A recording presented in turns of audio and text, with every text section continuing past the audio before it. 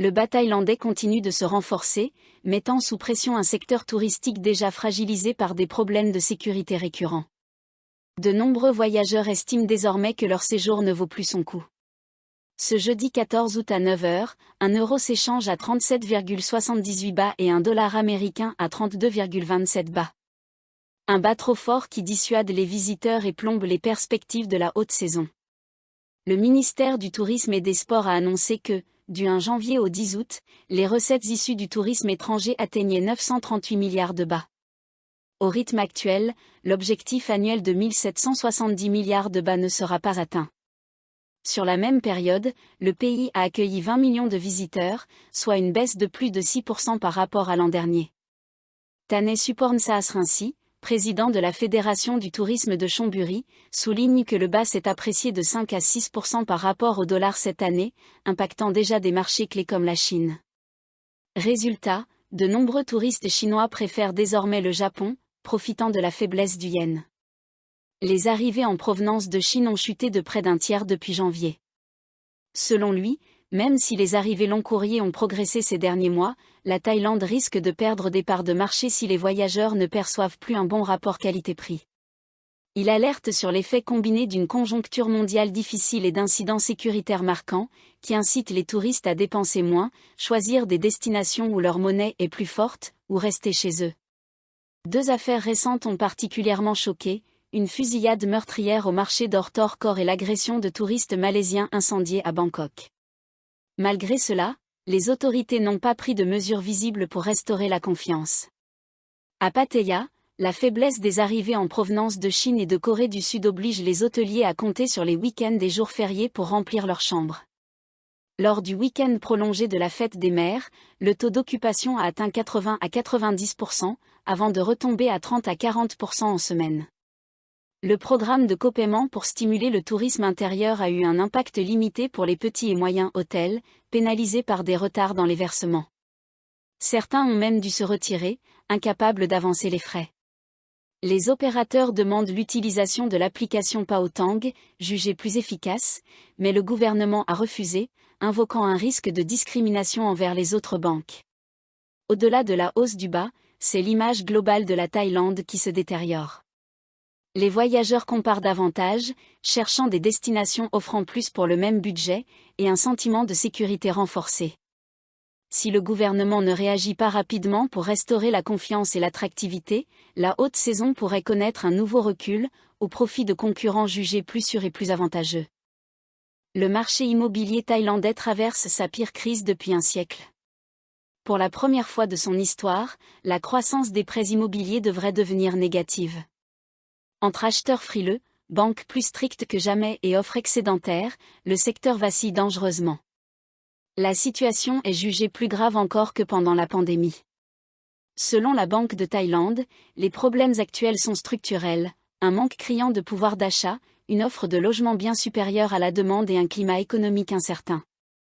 Les acheteurs, inquiets pour leurs revenus futurs, repoussent leur décision d'achat. Le processus se rallonge, les ventes chutent, et les demandes de prêts immobiliers suivent la même tendance. Les banques, elles, resserrent leurs critères d'octroi. Ce durcissement touche désormais toutes les catégories de revenus, y compris les plus élevés. Elles veulent se protéger des risques dans un contexte économique dégradé. Pour Yutachete Yarachakul, directeur chez UOB Thaïlande, le constat est clair, jamais, depuis un siècle, le marché n'a connu pareille situation. Il prévoit même que le volume des nouveaux prêts sera négatif cette année. Face à cette crise, les établissements financiers se tournent vers l'immobilier d'occasion, environ 30% moins cher que le neuf dans des emplacements comparables. Ce qui touchait autrefois surtout le bas de gamme s'étend désormais aux biens de 3 à 5 millions de bahts, et commence à frapper ceux à 10 millions. Pour les économistes, c'est le signe d'un ralentissement plus large qui affectera tous les niveaux de revenus. Autre inquiétude, une possible guerre des prix, comme sur le marché automobile l'an dernier. Dans l'immobilier, ces effets seraient bien plus lourds, perte de valeur perçue, effondrement de la confiance, tension sur le crédit et sur la liquidité. En parallèle, de plus en plus de propriétaires vendent pour générer des liquidités.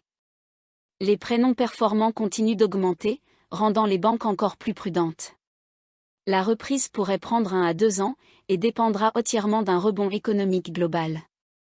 Sans cela, cette crise immobilière pourrait devenir l'un des principaux freins à la croissance du pays dans les années à venir. De fortes pluies, des inondations et des vagues dépassant 2 mètres sont attendues dans plusieurs régions de Thaïlande. Les autorités appellent à la vigilance face aux risques de crues soudaines et aux conditions maritimes dangereuses. Selon le service météorologique, la dépression de mousson se situe actuellement dans le nord du pays et une zone de basse pression persiste au-dessus du Laos. Une mousson modérée souffle du sud-ouest sur la mer d'Andaman, la Thaïlande et le golfe de Thaïlande. Dans les prochains jours, des pluies torrentielles isolées toucheront le nord, le nord-est, l'est et la côte ouest du sud. Les habitants de ces zones doivent se préparer à d'éventuelles inondations, notamment le long des cours d'eau, dans les contreforts et les zones basses. En mer, les vents modérés provoqueront des vagues allant jusqu'à 2 mètres dans la partie supérieure de la mer d'Andaman, et plus de 2 mètres lors des orages.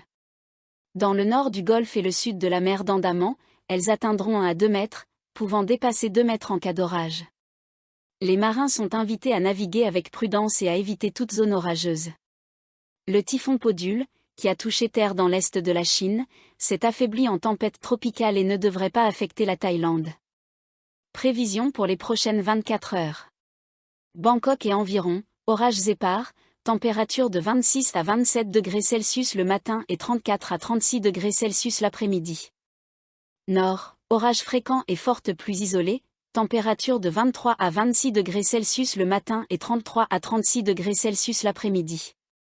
Nord-Est, orages fréquents avec pluies intenses localisées, température de 23 à 25 degrés Celsius le matin et 34 à 35 degrés Celsius l'après-midi. Centre, orages épars, température de 25 à 27 degrés Celsius le matin et 34 à 36 degrés Celsius l'après-midi.